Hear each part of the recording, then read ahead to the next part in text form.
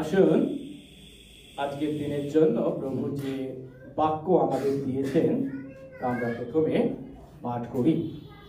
আজ প্রভু আমাদেরকে আদি পুস্তক 12 অধ্যায় 10 থেকে 20 পদ এই শাস্ত্রাংশ দিয়েছেন। আদি পুস্তক 12 অধ্যায় 10 থেকে 20 পদ। আমি কেরি বাইবেল থেকে পাঠ করছি। আর দেশে দুর্ভিক্ষ হইল, তখন অব্রাম মিশরে প্রবাস করিতে যাত্রা করিলেন, কেননা কনান দেশে ভারী দুর্ভিক্ষ হইয়াছিল। আর অব্রাম যখন মিশরে প্রবেশ করিতে উদ্যত হন, তখন আপন স্ত্রী সারিকে কহিলেন, দেখো, আমি জানি তুমি দেখিতে সুন্দরী, এই কারণ মিস্রীয়েরা যখন তোমাকে দেখিবে, তখন তুমি আমার স্ত্রী বলিয়া আমাকে তারা বধ করিবে আর তোমাকে জীবিত রাখিবে।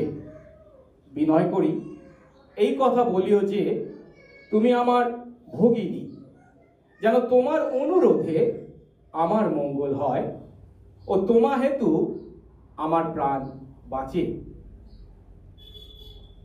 পরে অব্রাম মিশরে প্রবেশ করিলে মিস্রীয়েরা ওই স্ত্রীকে পরম সুন্দরী দেখিল, আর ফৌরনের অধ্যক্ষগণ তাকে দেখিয়া ফৌরনের সাক্ষাতে তাহার প্রশংসা করিলেন। তাতে সেই স্ত্রী ফৌরনের বাটিতে নীত হইলেন, আর তাহার অনুরোধে তিনি অব্রামকে আদর করিলেন। তাতে অব্রাম মেষ, গরু, গর্ধব এবং দাস দাসী, গর্ধবী ও উষ্ট্র পাইলেন। কিন্তু অব্রামের স্ত্রী সারির জন্য সদাপ্রভু ফরৌন ও তাহার পরিবারের উপরে ভারী ভারী উৎপাত ঘটাইলেন। তাতে ফৌরন অব্রামকে ডাকিয়া কহিলেন, আপনি আমার সহিত কি ব্যবহার করিলেন? উনি আপনার স্ত্রী, একথা আমাকে কেন বলেন নাই? উহাকে আপনার ভগিনী কেন বলিলেন? আমি তো উহাকে বিবাহ করিতে লইয়াছিলাম। এখন আপনার স্ত্রীকে লইয়া চলিয়া যাও। তখন ফৌরন লোকদিগকে তাহার বিষয়ে আজ্ঞা দিলেন, আর তাহারা সর্বস্বের সহিত তাহাকে ও তাহার স্ত্রীকে বিদায় করিল। আমেন। আসুন প্রার্থনা করি। হয়তো মঙ্গলময় স্বর্গস্থ পিতা, তোমার ধন্যবাদ, প্রশংসা ও গৌরব করি। তোমারই অনুগ্রহে তোমার কতিপয় দাস দাসী আজ আমরা তোমার গৃহে তোমার নামে তোমার আরাধনায় মিলিত হয়েছি। প্রভু, তুমি আমাদেরকে এনেছো, এই সুযোগ দিয়েছ। আর এই সময় প্রভু আমরা তোমার বাক্য থেকে পাঠ করেছি আদি পুস্তক 12 অধ্যায় 10 থেকে 20 পদ। আর সেখানে আমরা দেখতে পাচ্ছি যে সেই প্রতিজ্ঞাত দেশে দুর্ভিক্ষ, আর তার মোকাবিলা করতে তোমার দাস বিশ্বাসী অব্রাম কনান ত্যাগ করেছে, প্রতিজ্ঞাত দেশ ত্যাগ করেছে, মিশরে গেছে। আজ প্রভু এই শাস্ত্রাংশ যখন আমরা পাঠ করেছি, তখন এই একবিংশ শতাব্দীর বিশ্বাসী মানুষ আমরাও আমাদের জীবনে আমাদের সেই পূর্বপুরুষ অব্রামের ন্যায় একই ভুল করে থাকি। সেই প্রতিজ্ঞাত দেশে যখন আসে দুর্ভিক্ষ, প্রতিকূল পরিবেশ পরিস্থিতি, তখন তুমি যে আমাদের আশ্রয় তা ভুলে গিয়ে আমরা মিশরকে আমাদের আশ্রয় স্থল করি। প্রভু, আজ এই বাক্যের মাধ্যমে অব্রাহামের সেই ভুল থেকে তুমি আমাদের যে শিক্ষা আমাদের দিতে চলেছ তা উপলব্ধি করতে, গ্রহণ করতে এবং সেই উপলব্ধি অনুসারে তোমার গৌরবার্থে তোমার আত্মা দ্বারা তোমার গৌরবের জীবন যাপন করতে আশীর্বাদ করো। সঙ্গে সঙ্গে থাকো, যিশু নামে এই প্রার্থনা চাই, আমেন। আমরা বসবো। আমরা আমাদের বিশ্বাসের পূর্বপুরুষ তথা অব্রাহাম বা অব্রামের জীবন থেকে শিখছি। এর আগে আমরা শিখেছি আদি পুস্তক 12 অধ্যায় 1 থেকে 3 পদে যে ঈশ্বর অব্রাহামের প্রতি একটি আদেশ এবং সেই আদেশের সঙ্গে কয়েকটি প্রতিজ্ঞা করেছিলেন, আশীর্বাদের প্রতিজ্ঞা। আর তারপর গত রবিবার আমরা শিখেছি 12 অধ্যায় 4 থেকে 9 পদে ঈশ্বরের সেই আদেশ অনুসারে অব্রাহাম সেই আদেশ পুঙ্খানুপুঙ্খভাবে বা নিখুঁতভাবে পালন করেছেন। তিনি ঈশ্বরের কথা মতো তার দেশ, তার আত্মীয় স্বজন, তার পৈতৃক বাটি ত্যাগ করে যাত্রা শুরু করেছেন। এবং ঈশ্বর যখন তাকে সেই আদেশ করেছিলেন তখন তাকে স্পষ্ট বলেছিলেন কি, আমি তোমাকে যে দেশে নিয়ে যাই সেই দেশে চলো। অর্থাৎ সেই দেশটা কোথায় অব্রাহাম জানতেন না, তাই তার পক্ষে এই কাজটা সহজ ছিল না, কারণ অজানা ভবিষ্যতের উদ্দেশ্যে এগিয়ে চলা সহজ কাজ নয়। আর এইভাবে বিশ্বাসে যখন অব্রাহাম যাত্রা শুরু করেছিলেন এবং কনানে উপস্থিত হয়েছিলেন, তখন আমরা গত রবিবার দেখেছিলাম ঈশ্বর তা দেখে সন্তুষ্ট হয়েছিলেন, তাকে পুনরায় দর্শন দিয়েছিলেন। 7 পদে দেখেছিলাম তার আহ্বানকে তিনি সুনিশ্চিত করেছিলেন। অব্রাহামকেও আমরা দেখেছিলাম তিনি ঈশ্বরের প্রতি কৃতজ্ঞতায় প্রথমে সিখিমে এবং তারপর বেথেল এবং অয়ের মধ্যস্থানে যজ্ঞ বেদী নির্মাণ করেছিলেন ঈশ্বরের উদ্দেশ্যে, তথা ঈশ্বরের আরাধনা করেছিলেন। এইভাবে আমরা 9 পদ পর্যন্ত দেখেছি কি, তারপরে তিনি দক্ষিণে অর্থাৎ নেগেবে গিয়েছিলেন।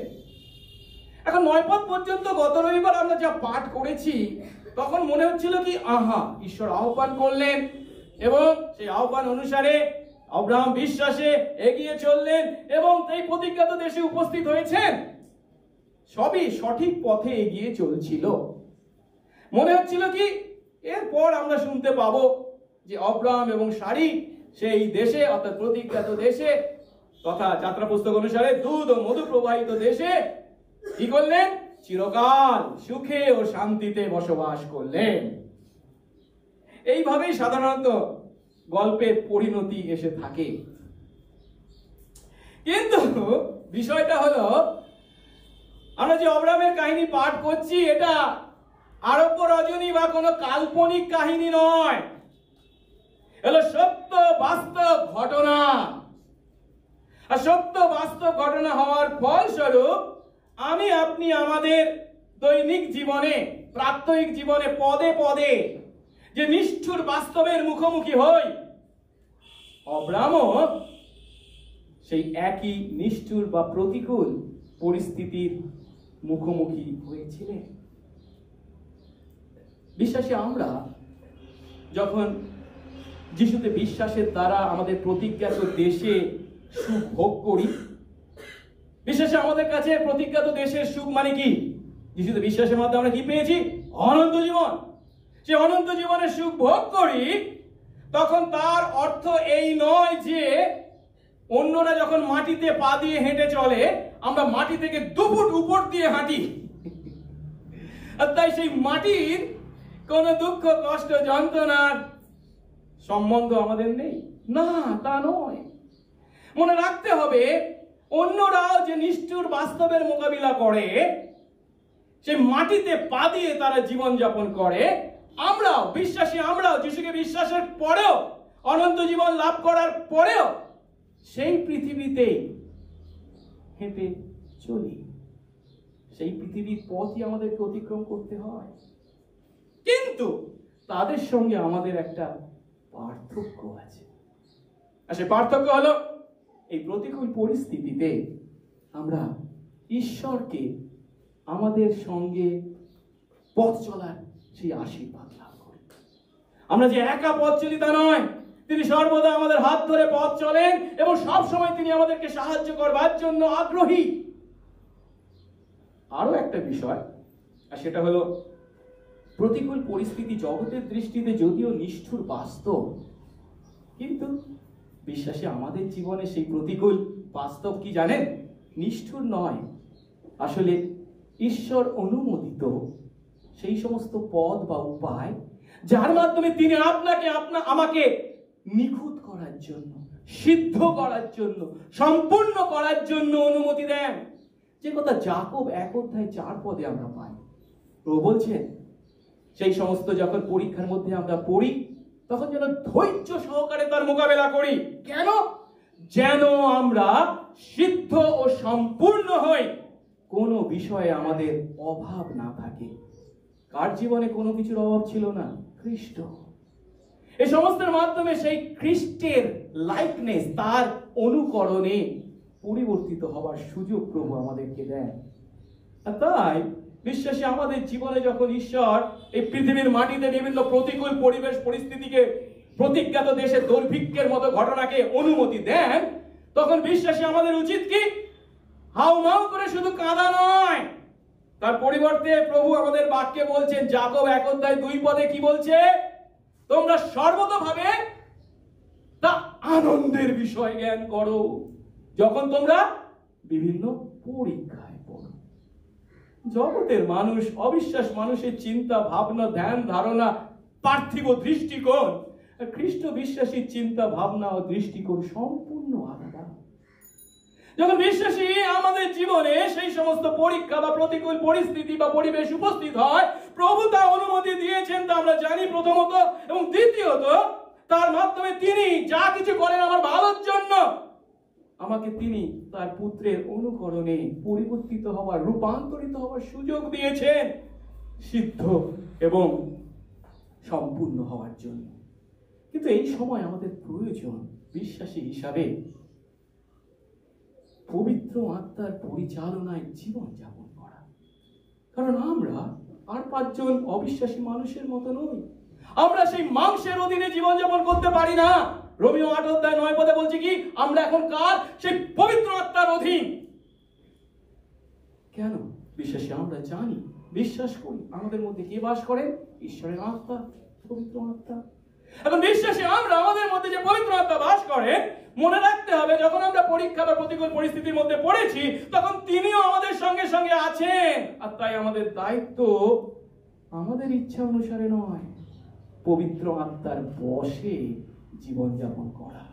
গালাতীয় 5:25 পৌলের মাধ্যমে প্রভু আমাদেরকে বলছেন, আমরা যদি আত্মার বশে জীবন যাপন করি তবে এসো আমরা কি করব? আত্মার বশে চলব। এখন আমরা অব্রামকে দেখছি, তিনি সেই দুধ ও মধু প্রবাহিত প্রতিজ্ঞাত দেশে এসে উপস্থিত হয়েছেন। কিন্তু এই দেশ কোন দেশ? যে দেশ ঈশ্বর প্রতিজ্ঞা করেছেন, তাকে নিয়ে এসেছেন এবং নিয়ে এসে 7 পদে কি বলেছেন? যা আমি তোমার বংশকে দেব।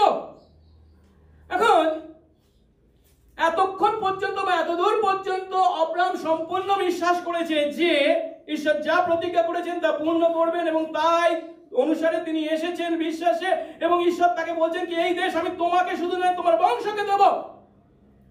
তাহলে অব্রামের কি উচিত ছিল? সেই দেশ ত্যাগ করা নাকি সেই দেশে ক্রমশ বসবাস করা? কিন্তু দুঃখের বিষয় হলো যে প্রতিজ্ঞাত দেশ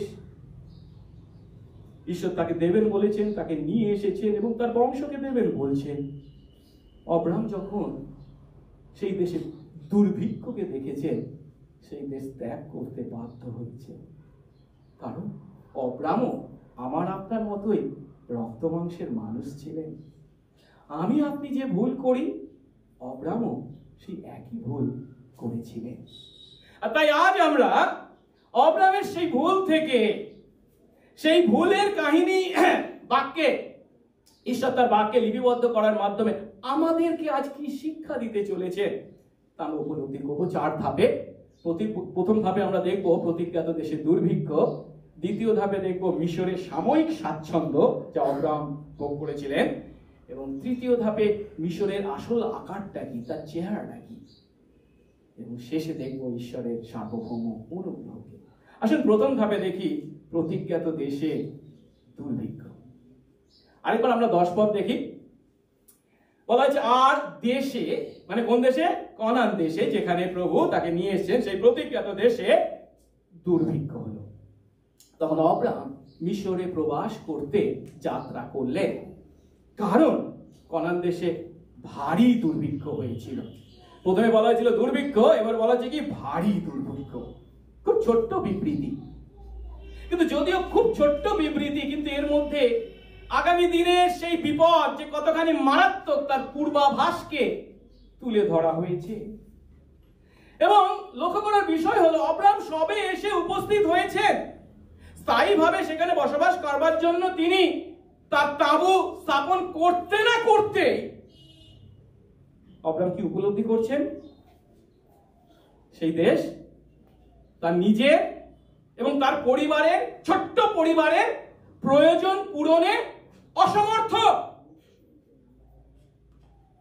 ঈশ্বর কি বলছেন? তাকে মহাজাতি করবেন, মহৎ নাম দেবেন, কি বলবেন? আশীর্বাদের আকর করবেন, এবং সেই দেশ তার বংশকে দেবেন বলেছেন। কিন্তু সেই দেশে এসে আব্রাহামের অভিজ্ঞতা কি? প্রথম অভিজ্ঞতা উপলব্ধি করছেন কি? বেশি দিন হয়নি যে সেই দেশ তার এবং তার ছোট্ট পরিবারের প্রয়োজনই পূর্ণ করতে পারে না। তাহলে সেই প্রভু তাকে যে মহাজাতি করবেন, মহৎ নাম দেবেন বা আশীর্বাদের আকর করবেন, এই যে প্রতিজ্ঞা, সেই প্রতিজ্ঞার প্রতি কি আস্থা রাখা যায়? কি করতে হবে আব্রাহামকে? চোখে যা দেখছে তাতে সম্পূর্ণ বিপরীত, কিন্তু ঈশ্বরের প্রতিজ্ঞা হচ্ছে কি? না, এখানেই তোমাকে থাকতে হবে, এই দেশই তোমাকে দিয়েছি। তার মানে কি? বিশ্বাসের পরীক্ষা। আমরা বাহ্য দৃশ্য দ্বারা চলি না, আমরা বিশ্বাসে চলি। আব্রাহাম সেই বিশ্বাসের মুখোমুখি। আব্রাহাম দ্বিধাগ্রস্ত হয়েছেন। আমি আপনি কি কখনো এমন অভিজ্ঞতা লাভ করেছি? সত্যি কথা বলতে কি, আমি আমার জীবনে বারংবার এমন অভিজ্ঞতার মুখোমুখি হয়েছি। কোন একটা বিষয় প্রভু বাক্য দ্বারা, তার আত্মা দ্বারা পরিচালনা দিলেন, আমি উপলব্ধি করলাম এটা শুরু করার প্রয়োজন আছে, আর অনেক আশা নিয়ে আমি শুরু করলাম। কিন্তু শুরু করার কিছুদিন পর মনে হচ্ছে কি সবই উল্টো দিকে যাচ্ছে, আশার একটাও পূর্ণ হচ্ছে না। যখন এমন ঘটনা ঘটে, আমি বা আপনি কি চিন্তা করি? প্রভুর ইচ্ছা কি সত্যি এটা ছিল? সত্যি কি তিনি তার বাক্য দ্বারা, আত্মা দ্বারা আমাকে পরিচালনা দিয়েছিলেন, নাকি আমি আমার নিজের ইচ্ছায় এটা শুরু করেছিলাম? সেজন্য আব্রাহাম যে পরিস্থিতির মুখোমুখি এখানে হয়েছেন, এটা কোনো অস্বাভাবিক নয়। আমি আপনি আমাদের জীবনে যে সমস্ত পরিস্থিতির মোকাবেলা করে থাকি বিশ্বাস জীবনে, সম্পূর্ণ মিলে যাচ্ছে। এখন কেন সেই দেশে দুর্ভিক্ষের মুখোমুখি হতে হয়েছে? কনান দেশ ছিল এমন একটা দেশ যেখানে সুন্দর মাটি ছিল, সুন্দর আবহাওয়া ছিল, সব ঠিক, কিন্তু সেই দেশে কৃষিকাজ বা পশুপালনের জন্য যে জলের প্রয়োজন, সেই জলের জন্য তাদের কার উপর নির্ভর করতে হতো? বৃষ্টির জলের উপর। আর সহজেই আমরা উপলব্ধি করতে পারছি, যখন কম বৃষ্টি হতো বা অনাবৃষ্টি হতো, তখন সেই দেশ খরার মুখোমুখি হতো। আর ফলস্বরূপ শুধু কৃষিকাজ নয়, মেষ পালনেও সমস্যা। কেন? ঘাস নেই। আর আব্রাহাম হচ্ছে মেষ পালক, আর তার মেষদের চড়ানোর জন্য ঘাসের প্রয়োজন। কিন্তু অনাবৃষ্টি বা কম বৃষ্টি যে খরার জন্ম দিয়েছে, তার ফলস্বরূপ সেই দেশে ক্রমশ বসবাস তার কাছে কঠিন হয়ে উঠেছে। অন্যদিকে মিশর দেশ কিন্তু এমনটি নয়। মিশর দেশ কিন্তু সম্পূর্ণ বৃষ্টির উপর নির্ভরশীল নয়। তার যে সে নীল নদ, তাতে প্রায় সারা বছর ধরেই জল থাকে, আর তাই কৃষিকাজ এবং পশুপালনে কোনো সমস্যা ছিল না। এখন আব্রাহাম যেহেতু মেষ পালনের দ্বারা জীবিকা নির্বাহ করতেন, তাই এমন তো পরিস্থিতিতে যখন প্রতিজ্ঞাত দেশ বা কনানে সেই খরার ফলস্বরূপ ঘাসের অভাব, তখন একটা আশঙ্কা তাকে দুশ্চিন্তাগ্রস্ত করলো। আর তখন সেই পরিস্থিতিতে তিনি বাঁচার তাগিদে সেই স্থান ত্যাগ করাটাই উপযুক্ত কাজ মনে করলেন। কিন্তু আমি যে বিষয়টার উপর জোর দিতে চাই এখানে, সেটি হচ্ছে ঈশ্বর তাকে যে দেশে এনেছেন, সেই প্রতিজ্ঞাত দেশ বা কনান, তিনি কেন তাকে এনেছেন? সেই দেশ ত্যাগ করার জন্য কি, নাকি সেখানে বাস করার জন্য? আমরা বিশ্বাসে এতদূর পর্যন্ত যদি এসে থাকে, তার দায়িত্ব হচ্ছে কি সেই বিশ্বাসে স্থির থাকা। কিন্তু আমরা দেখছি অব্রাহাম সেই কাজে ব্যর্থ হয়েছে। আরো একটা বিষয়, এর আগে আমরা কি দেখেছিলাম? অব্রাহাম প্রতিজ্ঞাত দেশে এসে কি করেছিলেন? প্রথমে সিকিমে, তারপরে অয় এবং বেতেলের মাঝামাঝি কি করেছিলেন? যজ্ঞবেদী নির্মাণ করেছিলেন, ঈশ্বরের আরাধনা করেছিলেন। মানে কি? ঈশ্বরের কাছে প্রার্থনা করেছিলেন। এখন তিনি যখন এই দুর্ভিক্ষের মুখোমুখি হয়েছে, তখন তার প্রথম কর্তব্য কি ছিল? ঈশ্বরের ইচ্ছা কি তা জানা, তাই নয় কি? কিন্তু পরিবেশ পরিস্থিতির প্রতিকূলতা তাকে এতখানি দুশ্চিন্তাগ্রস্ত করেছিল যে তিনি একবারের জন্য ঈশ্বরের ইচ্ছা কি তা জানবার জন্য চেষ্টা করেননি। ঈশ্বরের ইচ্ছা কি তা জানার পরিবর্তে অব্রাহাম যে ভয় বা আশঙ্কা করেছেন, সেই ভয় এবং আশঙ্কা থেকে তিনি কনান দেশ ত্যাগ করার সিদ্ধান্ত গ্রহণ করলেন। এখন কনান দেশ ত্যাগ করে তিনি কোথায় যাচ্ছেন? দক্ষিণে, আরো দক্ষিণে, অর্থাৎ মিশরে। আর পুরাতন নিয়ম যখন আমরা পাঠ করি তখন দেখতে পাই ইসরায়েলীদের কাছে মিশর দেশ হলো এমন একটা দেশ যা হলো সদাপ্রভুর প্রতি আস্থার বিকল্প। অর্থাৎ যখন তারা সদাপ্রভুর প্রতি আস্থা রাখতে পারে না, তখনই তারা কার কথা বলে? মিশর দেশের কথা বলে। এই কারণেই আমরা পরে মোশির নেতৃত্বে যখন এই ইসরায়েলকে দেখব, কনানের উদ্দেশ্যে যাত্রা শুরু করবে এবং প্রান্তরে কাটাবে, এবং যখন খুব কষ্টে খিদায় পড়বে, যখন উপযুক্ত খাবার পাচ্ছে না, তারা জল পাচ্ছে না ইত্যাদি, তখন তারা কি বলবে? তখন মোশি এবং হারনকে তারা বলছে কি, হায় হায়, মিশর দেশে আমরা সদাপ্রভুর হাতে কেন মরিনি? তখন হাঁড়ির মাংসের হাঁড়ির কাছে বসতাম, তৃপ্তি পর্যন্ত রুটি ভোজন করতাম। আর তোমরা, মোশি এবং হারনকে বলছে, এই সমস্ত সমাজকে ক্ষুধায় মেরে ফেলতে আমাদের বের করে এই প্রান্তরে এনেছো। ভালো কথা। ঈশ্বর তখন কি ব্যবস্থা করলেন? প্রতিদিনের জন্য মান্না, বিনা পয়সায়। কিন্তু সে মান্না খাওয়ার পর তারা কি বলছে? আবার সেই মিশরের কথা। মিশর দেশে আমরা বিনামূল্যে যে মাছ খেতাম, তার সঙ্গে ছিল শসা, তরমুজ, পেঁয়াজ পাতা, পেঁয়াজ, রসুন, কত কি। আর এখানে এই প্রতিদিনের মান্না। অর্থাৎ একদিকে ঈশ্বরের আস্থা, আর অন্যদিকে তার বিকল্প হিসাবে কার কথা তারা বলবে? মিশর। সত্য হলো, বিশ্বাসী আমাদের জীবনেও যখন বিভিন্ন দুর্ভিক্ষ আক্রমণ করে, আমরাও অনেক সময় ঈশ্বরের প্রতি আস্থা রাখার পরিবর্তে মিশরে আস্থা রাখার কথা চিন্তা করি। কখন? যখন আমাদের বিশ্বাস জীবনে আসে দুর্ভিক্ষ। বিশ্বাসী আমাদের জীবনে যখন দুর্ভিক্ষ আসে, তখন তার ফলস্বরূপ আমরা ঈশ্বরের প্রতি নির্ভরতাকে ত্যাগ করে, বা যেগুলো আমাদেরকে বিশ্বাস জীবন যাপনে বাধা দান করে, এমন বিষয়কে বেছে নিই। এখন প্রশ্ন হলো, বিশ্বাসী আমাদের আত্মিক জীবনে কি ধরনের দুর্ভিক্ষ আসতে পারে? তা অর্থাভাব হতে পারে, অসুস্থতা হতে পারে, বেকারত্ব হতে পারে, কাজের চাপ হতে পারে। আমাদেরকে বুঝতে হবে, অব্রাহাম যখন সেই কনান দেশে এই দুর্ভিক্ষের মুখোমুখি হয়েছিল, অব্রাহাম একাকী হয়েছিলেন না। কনান দেশে যত মানুষ বাস করছে, সেই অবিশ্বাসীরাও সেই একই প্রতিকূলতার মুখোমুখি হয়েছে। আমরাও আমাদের জীবনে এই পৃথিবীর মাটিতে, একই পৃথিবীর মাটিতে যাদের সঙ্গে আমরা পথ চলি বলে এই সমস্ত বিষয় বিশ্বাসীর জীবনে আসতে পারে। আরো আছে, দুষ্ট প্রতিবেশী থাকতে পারে, অত্যাচারী শাশুড়ি হতে পারে, আমার বৌমাও হতে পারে, লোভী সহকর্মী হতে পারে। এগুলো হচ্ছে সেই সমস্ত বিষয় যা আমাদেরকে ঈশ্বরের প্রতি নির্ভরতাকে আঘাত করে, অন্যদিকে বিশ্বাস জীবন যাপনকে বাধা দান করে। আর তার ফলস্বরূপ আমরা খ্রিস্টের সঙ্গে আমাদের সম্পর্ককে ছিন্ন করে আমরা মিশরে পালাবার পথকে বেছে নিতে প্রলুব্ধ হই এবং অনেকেই আক্ষরিকভাবে মিশরে পালাই, শারীরিকভাবে হোক, অনেকে আবার মানসিকভাবেও মিশরে পলায়নের কাজ করে থাকি। কিন্তু প্রভু আমাদের কি বলেন যখন আমরা পরীক্ষায় পড়ি? যাকব 1:12 বলছেন, ধন্য সেই ব্যক্তি যে পরীক্ষা সহ্য করে। এখানে গ্রিক ভাষায় যে শব্দটা ব্যবহার করা হয়েছে, সেই পরীক্ষার মধ্যে থাকে, পরীক্ষা থেকে পালায় না।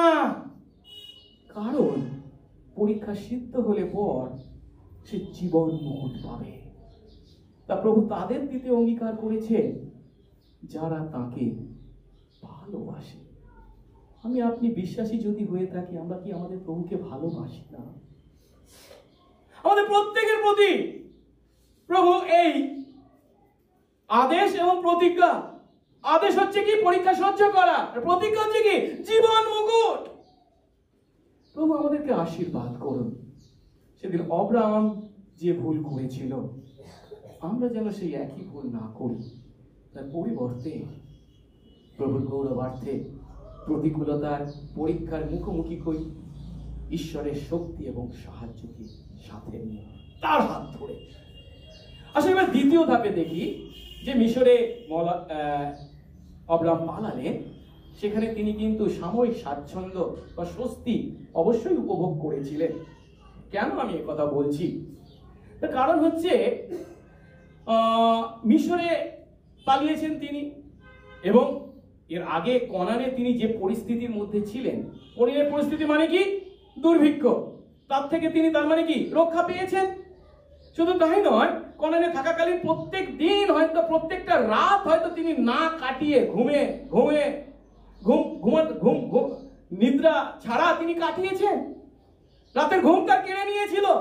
কি হবে কালকে, আমি আমার মেজদেরকে কোথায় নিয়ে যাব, আমার যারা লোকেরা রয়েছে তারা কোথায়, কোথাও তো ঘাস নেই, ইত্যাদি ইত্যাদি।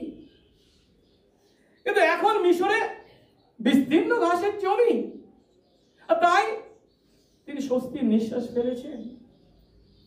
কনানে তিনি যে মৃত্যুর আশঙ্কার মুখোমুখি হয়েছিলেন, মানসিক চাপের মধ্যে ছিলেন, তা থেকে অবশ্যই তিনি মুক্তি পেয়েছেন। এটা আমরা অস্বীকার করতে পারি না। কিন্তু প্রশ্ন হলো, এই স্বাচ্ছন্দ্য বা এই স্বস্তি যা তিনি মিশরে এসে লাভ করেছেন, তা তিনি সেখানে কতদিন ভোগ করতে পারবেন?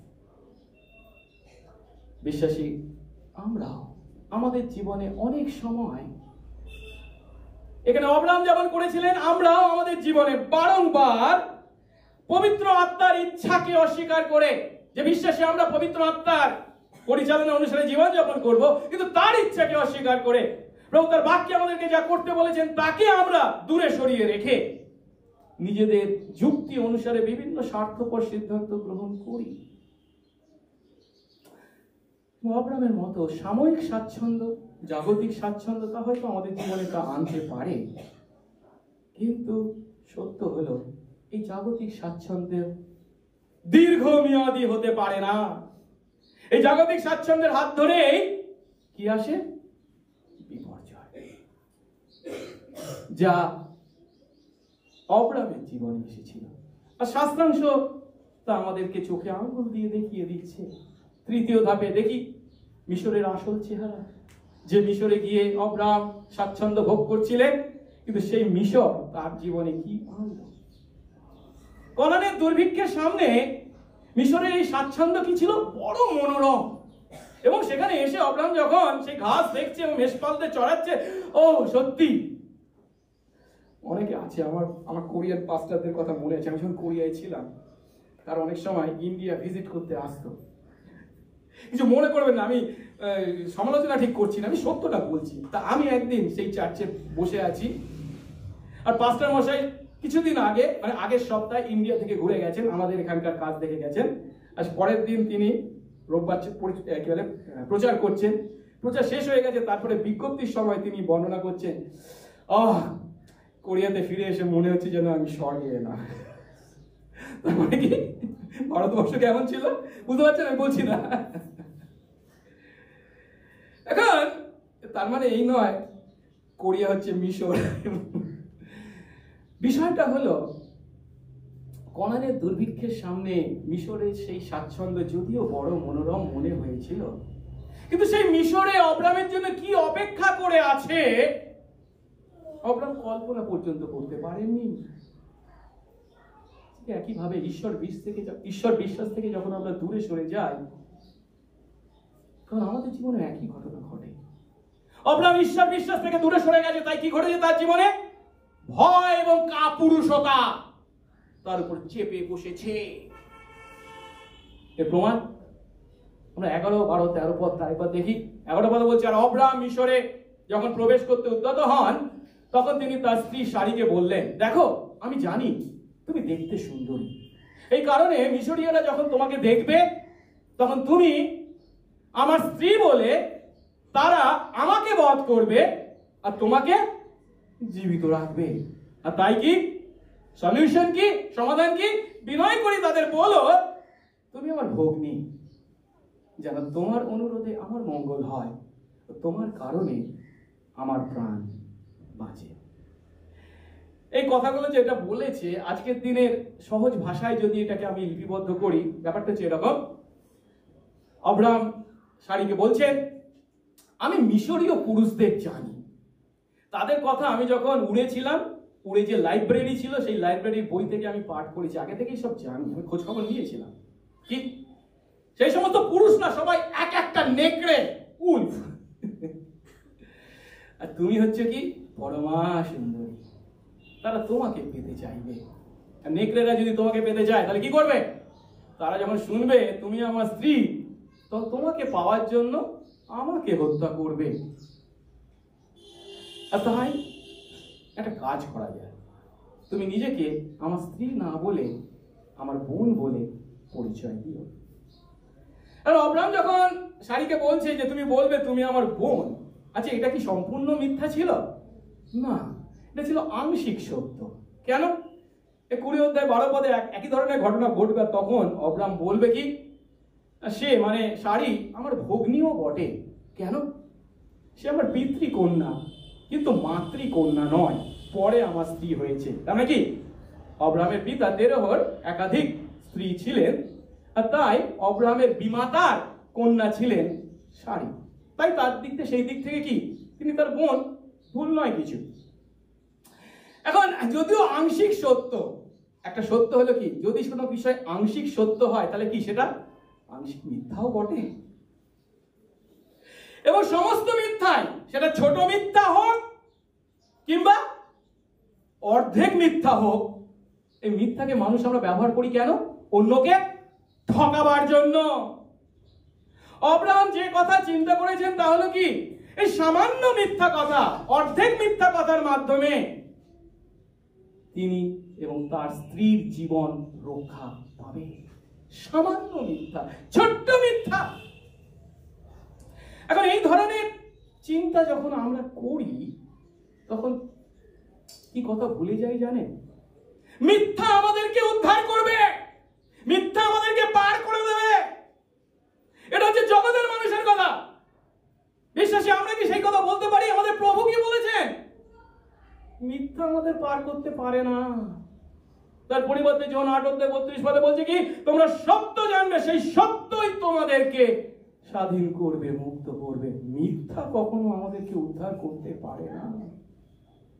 আর এখানে যে বিষয়টি হয়তো আমরা একটু চিন্তা করতে পারি, বা যে বিষয়টা আমাদের কাছে আকর্ষিত করে আমাদের চক্ষুকে, সেটা কি, এখানে শারীর যথেষ্ট বয়স হয়েছে, 65 মতো বয়স হবে, কিন্তু তার সৌন্দর্যের কারণে আমরা দেখছি কি অব্রাহাম ভয় পাচ্ছে আমি আমার স্ত্রীকে হারাতে পারি। অব্রাহামের এই নিরাপত্তাহীনতার পিছনে কারণটা কি? এই যে ইনফিরিয়রিটি কমপ্লেক্স আমরা তার মধ্যে দেখছি, হীনমন্যতা, এর পিছনে কারণটা কি? আমরা হয়তো চিন্তা করতে পারি, ও মনে হয় অব্রাহাম খুব কুৎসিত ছিলেন দেখতে, আর সারি ছিলেন খুব সুন্দরী। সেই জন্য যারা এখানে পুরুষ মানুষ আছেন, বিয়ে করার আগে চিন্তা করবেন আপনার স্ত্রী যেন খুব সুন্দরী না হয়। এটা মজার কথা। এখন আমরা কিন্তু বাইবেলে তা বলে না, বলা হয়নি যে অব্রাহাম খুব কুৎসিত ছিলেন, কিন্তু যে বিষয়টা এখানে পরিষ্কার, সেটা হলো আমরা যখনই যীশু খ্রিস্টের সহভাগিতা থেকে বা পবিত্র আত্মার পরিচালনা থেকে দূরে সরে যাই, তখনই আমাদের মধ্যে যে পুরানো স্বভাব আছে সেগুলো প্রকাশ পেতে বাধ্য হয়। অব্রাহাম যখনই ঈশ্বরের ইচ্ছা কি না জেনে নিজের ইচ্ছা অনুসারে চলেছেন এবং সিদ্ধান্ত নিয়েছেন, তখনই তাকে আরেক ধাপ এগিয়ে দিয়েছে কি জগতের পথে, পাপপূর্ণ পথে সমস্যার সমাধান। তাই তিনি বাধ্য হয়েছেন মিথ্যাকে, শঠতাকে বা কপটতাকে আশ্রয় নিতে। এখন অব্রাহাম এই কাজ যখন করেছেন, তখন তিনি যে ভুলটা করছেন সেটা কি, তিনি কোন ঈশ্বরের সেবা করেন তা তিনি ভুলে গেছেন। এর আগে যখন উড়েছিলেন তিনি এবং তার পূর্বপুরুষরা যে ইউফ্রেটিস নদীর ওপারে সেই সমস্ত দেবদেবীদের আরাধনা করতেন, অব্রাহাম ভুল করছেন সেই দেবদেবীদের মতোই ঈশ্বরকে তিনি চিন্তা করেছেন। তিনি ভুলে গেছেন যে এই ঈশ্বর হলেন তার সমস্যা যত বড়ই হোক না কেন তার থেকে অনেক বড় ঈশ্বর, মহত্তর ব্যক্তি। এবং এই ঈশ্বর তার প্রতিজ্ঞা পূর্ণ করার জন্য অন্য কারোর উপর নির্ভর করেন না, তার প্রয়োজন নেই। যখন কোন খ্রিস্ট বিশ্বাসী প্রচারক আপনাদের কাছে জোর গলায় বলে ঈশ্বর কি একা একা কাজ করতে পারেন, তাকে মানুষের সাহায্য নিতে হয়, তাদেরকে বলবেন আপনি যে ঈশ্বরের কথা বলছেন তিনি বাইবেলের ঈশ্বর নন, ওটা আপনার মন গড়া ঈশ্বর। আমাদের ঈশ্বর সার্বভৌম ঈশ্বর, তার প্রতিজ্ঞা পূরণে, তার কথাকে বাস্তবায়ন করতে মানুষের উপর নির্ভর করার তার কোনো প্রয়োজন নেই। যারা জগতের মানুষ, অবিশ্বাসী, অন্য ধর্মের, তারা তাদের ঈশ্বর সম্পর্কে এমন কথা চিন্তা করে, আমাদের ঈশ্বর এমন নন। তিনি তার প্রতিজ্ঞা পূর্ণ করতে অব্রাহামের উপর যে নির্ভর করবেন এমন ঈশ্বর তিনি নন। অব্রাহাম কিন্তু ভুল করেছেন। ঈশ্বর প্রতিজ্ঞা তো করে ফেলেছেন, কিন্তু পূর্ণ করবেন কি করে? কেন? তিনি আমাকে বলেছেন মহাজাতি করবেন, তিনি আমাকে বলেছেন আমার নাম মহৎ করবেন, আমাকে আশীর্বাদে আকর করবেন। কিন্তু এই দেশে যখন দুর্ভিক্ষ এসেছে তখন কি মনে হচ্ছে এর পূর্ণতা আসবে কি করে? ঈশ্বর তুমি তো, আমি যদি মরেই যাই এখানে তাহলে তোমার প্রতিজ্ঞা পূর্ণ হবে কি করে? ও তাই তোমাকে আমার সাহায্য করার প্রয়োজন, আমি তোমাকে সাহায্য করছি। কিভাবে? কনান ত্যাগ করে মিশরে গিয়ে আগে তো বাঁচি, তারপরে তোমার প্রতিজ্ঞার পূর্ণতা হবে। তাই অব্রাহাম যখন কনান ত্যাগ করে মিশরে পালিয়েছে, তখন তার যুক্তিতে সেই বিপর্যয় ছিল বিরাট বড়, যে সমস্যার সমাধান ঈশ্বর করতে সক্ষম নন। কিন্তু সেই ঈশ্বরের তার যে বাধ্যতার প্রয়োজন ছিল সেটাকে তিনি ভুলে গেছেন। পরিবর্তে তিনি মনে করছেন আমাকে ঈশ্বরকে সাহায্য করতে হবে তার প্রতিজ্ঞা পূর্ণ করার জন্য। আর আমরা অনেক ক্ষেত্রে এমন কাজই করে থাকি। আমরা এই ধরনের প্রশ্ন করি, যদি এমন হয় তাহলে কি হবে, যদি এইভাবে না হয় তাহলে কি হবে, সত্য কথা বলার জন্য যদি আমার চাকরি চলে যায় তাহলে কি হবে।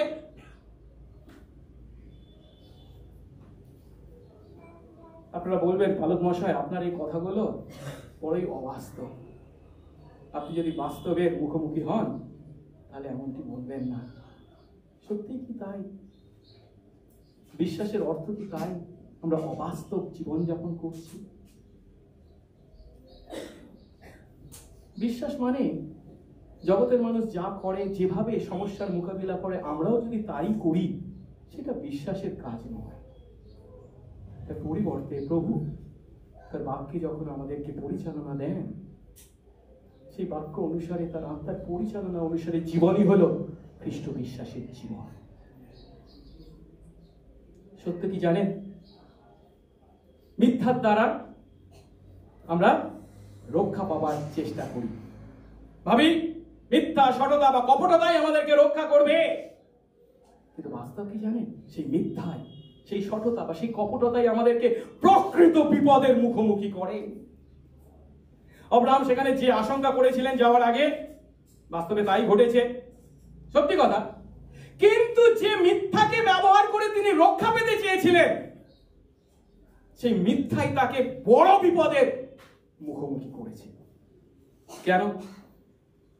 অব্রাহাম সারা এসেছেন এবং মিশরের লোকেরা শাড়ির সৌন্দর্য দেখেছে, সেই কথা মিশরের রাজাকেও বলেছে, এবং তারপর মিশরের রাজা তাকে বিয়ে করতে চেয়েছে। 14 পদে বলা হয়েছে, পরে অব্রাহাম মিশরে প্রবেশ করলে মিশরীয়রা ওই স্ত্রীকে পরমা সুন্দরী দেখল, আর ফৌরনের অধ্যক্ষরা তাকে দেখে ফৌরনের কাছে গিয়ে তার অর্থাৎ শাড়ির প্রশংসা করলেন। তাতে সেই স্ত্রীকে ফৌরনের বাড়িতে নিয়ে যাওয়া হলো।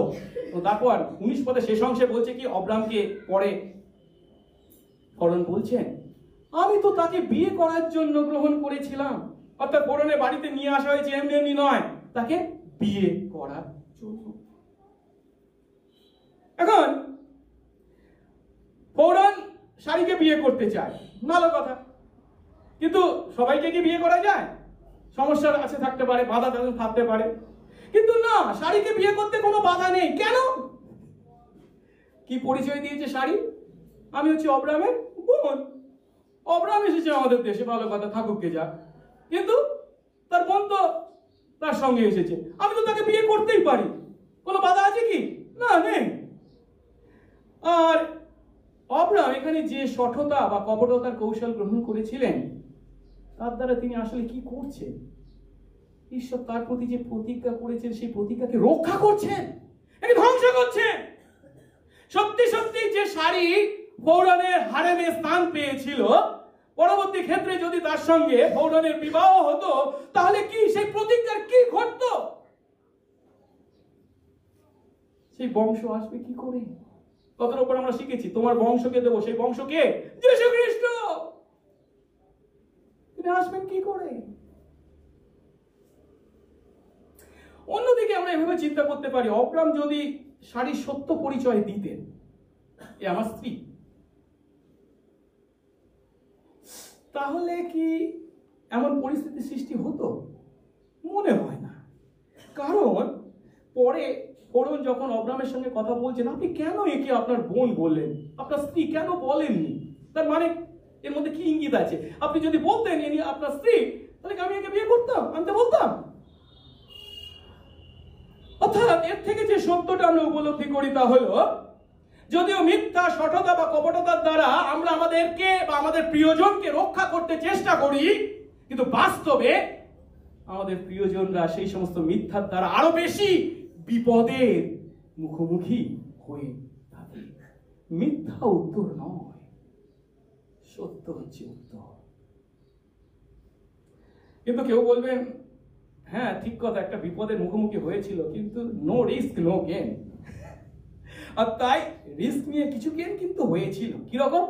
না, অব্রাহাম সেখানে মিথ্যা কথা বলার দ্বারা অনেক কিছু পেয়েছিল। কি পেয়েছে? 16 পদে বলছে, তার অর্থাৎ শাড়ির কারণে অব্রাহামকে তারা আদর করলো। মানে কি? নতুন স্ত্রীর ভাই বলে কথা। তাহলে কি ভাইকে অনেক কিছু দিতে হবে। অব্রাহামকে গরু, মেষ, গর্ধব, দাসদাসী, গর্ধবী, উষ্ট্র, অনেক কিছু দেওয়া হয়েছে। কিন্তু জানেন বাইবেল আমাদেরকে কি শিক্ষা দেয়? অসৎ পথে বা মিথ্যার দ্বারা আপনি হয়তো ধন অর্জন করতে পারেন, কিন্তু সেই সমস্ত ধনই আপনার জীবনে পড়ে কাল হয়ে দাঁড়ায়। অব্রাহামের জীবনে একই ঘটনা ঘটেছে। মিশর থেকে তিনি এই সমস্ত যে ধন, এই গরু, মেষ, গর্ধবী, উষ্ট্র লাভ করেছেন, তা নিয়ে যখন কনানে ফিরে আসবেন, প্রথমেই যে সমস্যার মোকাবেলা করতে হবে সেটা কি? তার দাসদের সঙ্গে লোটের দাসদের মধ্যে কি হবে? ঝগড়া। 13 অধ্যায় 7 পদে বলা হবে, অব্রাহামের পশুপালকদের সঙ্গে লোটের পশুপালকদের বিবাদ হচ্ছে। কেন? একই জায়গায়, কম জায়গায় এত পশুপালকে খাওয়ানোর জন্য ঘাস নেই। কেবল তাই নয়, কি বলা হয়েছিল?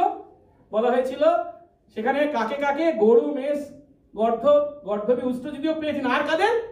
দাস দাসীর কথাও বলা হয়েছিল। আর এই যে দাস দাসীর কথা বলা হয়েছে, এই দাস দাসীদের মধ্যে কে ছিলেন? হাগার, মিশর থেকে আনা। এই হাগারকে কেন্দ্র করি পরবর্তীকালে আমরা দেখতে পাবো অব্রাহামের পরিবারে মারাত্মক অশান্তি সৃষ্টি হবে। 16 অধ্যায় গিয়ে আমরা তা দেখব। শুধু তাই নয়, অব্রাহাম এই যে মিথ্যা কথা বললেন, সেই মিথ্যা যখন প্রকাশ পেল, তিনি যখন ফোরনের মুখোমুখি হচ্ছেন, কার সঙ্গে কে মুখোমুখি হচ্ছে? ঈশ্বর বিশ্বাসী অব্রাম হচ্ছেন একদিকে, আরেকদিনে ঈশ্বর অবিশ্বাসী, ঈশ্বরকে বিশ্বাস করে না এমন রাজা ফোরন। কিন্তু কার মধ্যে আমরা নৈতিক আচরণকে দেখতে পাচ্ছি? দেখি তো আমরা 18 থেকে 20 পদ, 18 পদে তাতে ফোরন অব্রামকে ডেকে বললেন, আপনি আমার সঙ্গে কি ব্যবহার করলেন? এই কথাটাকে আমরা কিভাবে নেব? আপনি বিশ্বাসী হয়ে এমন আচরণ করতে পারলেন? উনি আপনার স্ত্রী, এ কথা আপনাকে কেন বলেননি? তাকে কেন আপনার ভগ্নী বোন বললেন? আমি তো তাকে বিয়ে করার জন্য গ্রহণ করেছিলাম। তারপর কি বলছেন? এখন আপনার স্ত্রীকে নিয়ে বিদায় হন। এবার ফোরন লোকদের এবং তার বিষয়ে কি আদেশ দিলেন? তারা যেন সমস্ত সর্বস্বের সঙ্গে তাকে এবং তার স্ত্রীকে বিদায় করে। একজন অবিশ্বাসীর সামনে একজন বিশ্বাসী কতখানি অপদস্থ হতে পারেন, তার চূড়ান্ত নমুনা। এর থেকে প্রভু আজ আমাদেরকে যে শিক্ষা দিচ্ছেন, সেদিন অব্রাম ঈশ্বরের প্রতিজ্ঞাকে অগ্রাহ্য করে তার অবিশ্বাসের দ্বারা পরিচালিত হয়ে তার স্বার্থপর সেই সিদ্ধান্তের দ্বারা মিশরে গমনের দ্বারা এবং সেখানে গিয়ে আরো ভীরুতা কাপুরুষতার পরিচয় দিয়ে সে মিথ্যা কথা বলার দ্বারা সাময়িক স্বাচ্ছন্দ্য লাভ করেছিলেন, ঠিক কথা, কিন্তু তার জন্য তাকে চরম মূল্য দিতে হয়েছিল। আজ বিশ্বাসী আমরা কি করছি? আমরা কি চরম মূল্য দেওয়ার জন্য বিশ্বাস থেকে দূরবর্তী জীবনযাপন করার কথা চিন্তা করছি? আমাদের পরিবেশ পরিস্থিতির প্রতিকূলতার কারণে ঈশ্বরের আশ্রয়স্থল ত্যাগ করে মিশরের সেই মনোরম পরিবেশকে আমরা বেছে নিচ্ছি।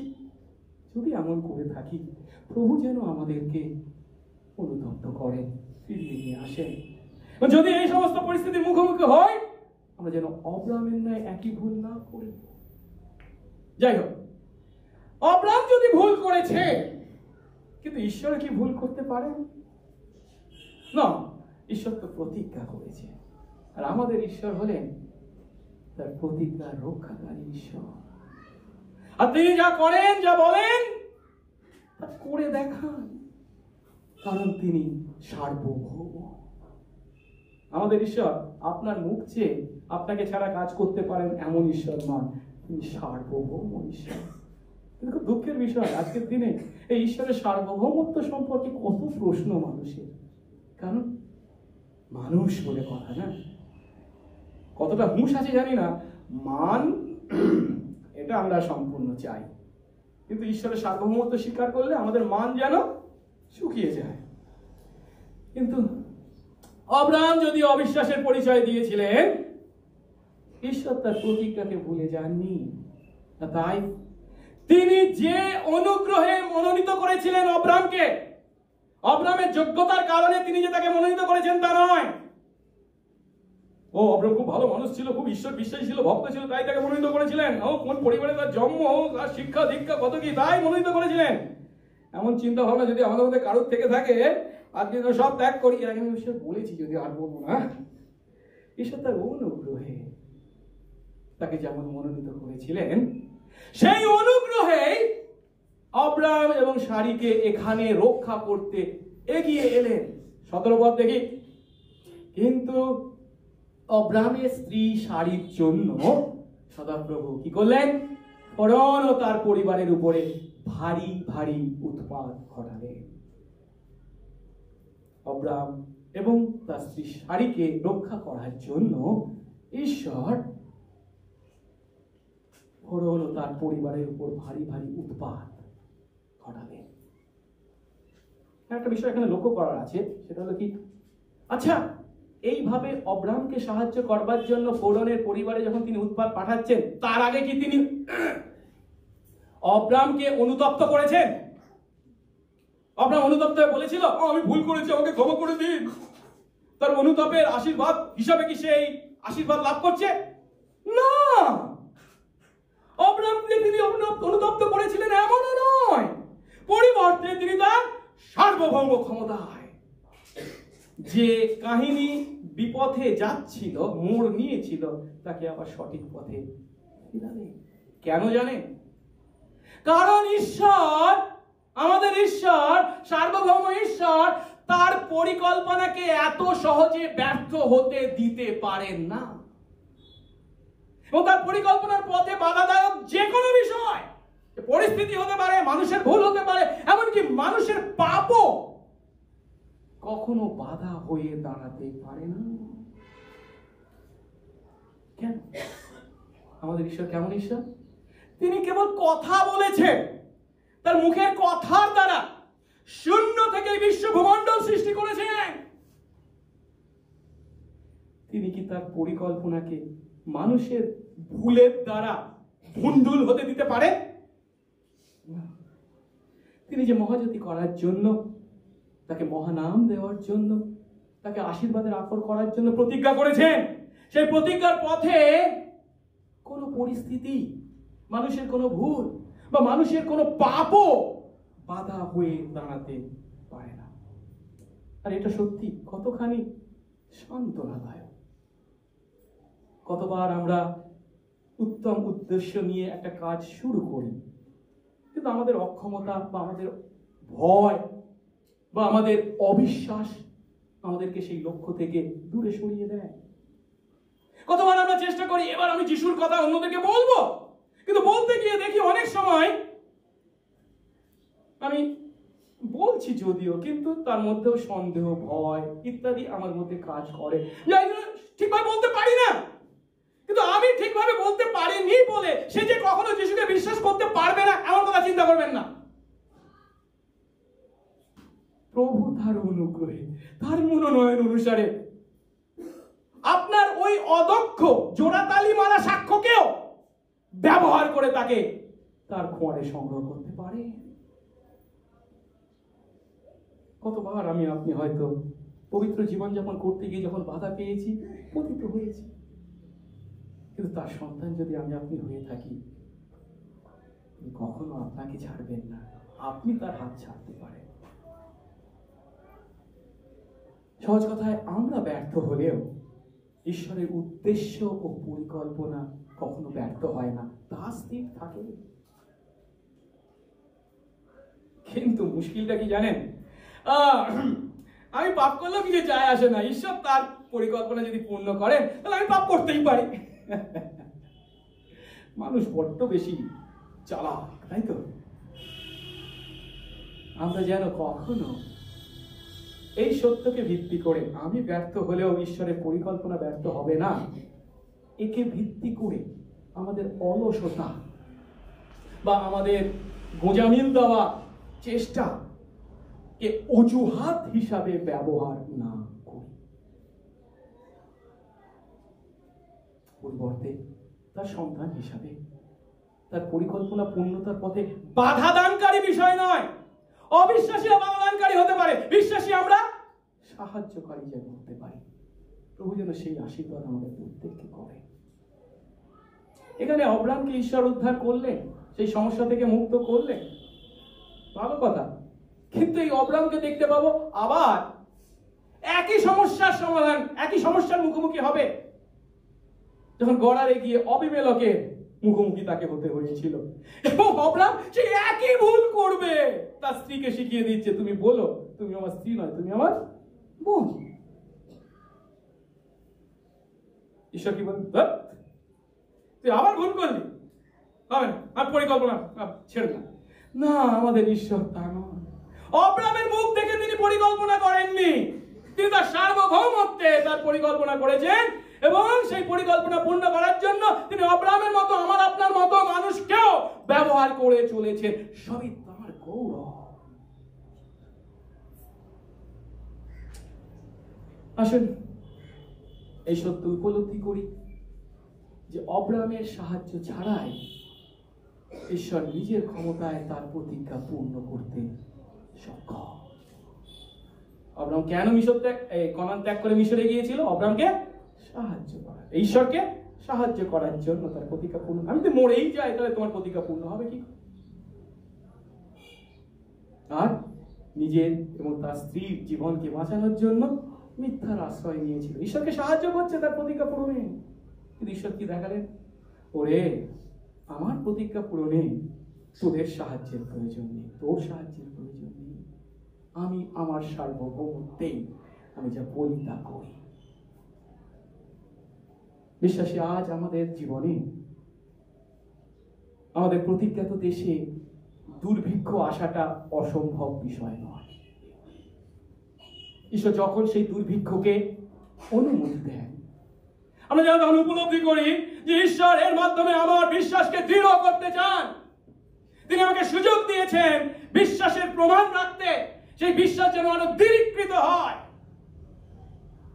আমরা যেন সেই সুযোগকে গ্রহণ করি, মিশরে না পালাই, ভীরুতা বা কাপুরুষতার পরিচয় না দিই, মিথ্যা বা সঠতার উপায়কে বেছে না নিই, পরিবর্তে ঈশ্বরের পরিকল্পনার পূর্ণতার পথে সাহায্যকারী বিশ্বাসে আমরা আমাদের জীবন যাপন করি। এর অব্রাহাম যখন মিশরে পালিয়ে গিয়েছিল, তার প্রতি যে মহাজাতি আশীর্বাদ করা হয়েছে, তুমি মহাজাতিতে পরিণত করবো, সেই আশীর্বাদকে বিপদগ্রস্ত করেছিল। তার নাম মহৎ করার পরিবর্তে সেই ফরৌনের সামনে তাকে লজ্জিত হতে হয়েছিল। কোথায় তিনি আশীর্বাদের আকর হয়ে অন্যদের জীবনে আশীর্বাদ আনবেন, সেখানে ফরৌনের পরিবারে কি আনলেন? উৎপাত। কেন? কনান ত্যাগ করে মিশরে যাওয়ার সিদ্ধান্ত এই ঘটনা ঘটিয়েছে। এর থেকে আমরা উপলব্ধি করি মিশর আশ্রয়স্থল নয়, বিপদের সময় আমাদেরকে রক্ষা করতে পারে তা নয়, পরিবর্তে আমাদের আশ্রয়স্থল কে? ঈশ্বর। যে কথা গীত রচক আমাদেরকে বলছেন 46 গীতের 1 পদে, ঈশ্বর আমাদের পক্ষে আশ্রয় ও বল, তিনি সংকট কালে অতি সুপ্রাপ্য সহায়। আমরা যখন আমাদের পার্থিব জীবনে, আত্মিক জীবনে দুর্ভিক্ষের মুখোমুখি হই, আসুন সেই বিপদের সময়, সেই সংকট কালে আমাদের সুপ্রাপ্য সহায়, আশ্রয় ও বল যিনি, সেই ঈশ্বরের সান্নিধ্যে আসি। বিশেষ আমাদের জীবনে যখন দুর্ভিক্ষ আসে বা বাধাদানকারী বিষয় আসে, তখন মিশরে পালাবার পরিবর্তে আমাদের জীবনে ঈশ্বরে আস্থা রাখি, তাঁর আদেশ পালন করি, প্রার্থনা করি। মঙ্গলময় স্বর্গস্থ পিতা, তোমার ধন্যবাদ করি প্রভু, যে আজ তোমার অনুগ্রহে, তোমার চরণ তলে বিশ্বাসী আমরা মিলিত হয়ে তোমার বাক্য থেকে, আমাদের বিশ্বাসের পূর্বপুরুষ অব্রাহামের জীবন থেকে, তার ভুল থেকে শেখার সুযোগ পেলাম। আমরাও প্রভু অব্রাহামের ন্যায় অনেক সময় একই ভুল করি। যখন আমরা বিপদ থেকে, প্রতিকূল পরিস্থিতিকে উদ্ধার পাওয়ার জন্য তোমার ইচ্ছা কি তা জানবার চেষ্টা করি না, পবিত্র আত্মা বা বাক্যের নির্দেশনা গ্রহণ করি না, জগতের মানুষদের ন্যায় আমাদের যুক্তিসঙ্গত, স্বার্থপর সেই সমস্ত সিদ্ধান্ত গ্রহণ করি। তার জন্য আমরা ভয়ে, কাপুরুষতায়, মিথ্যা সততার আশ্রয় নিতে দ্বিধা করি না। কিন্তু প্রভু, তুমি যেমন বলেছো তোমার বাক্যে, মিথ্যা আমাদেরকে উদ্ধার করতে পারে না, সত্য, যে সত্য তুমি, যেন প্রভু সেই সত্য উপলব্ধি করে আমরা তোমাকে আঁকড়ে ধরি, তোমার বাক্যকে আঁকড়ে ধরি, তোমার আত্মার পরিচালনা যেন আমরা অনুসরণ করি। সেই আশীর্বাদ করো, সঙ্গে সঙ্গে দেখো, যিশু নামে এই প্রার্থনা চাই।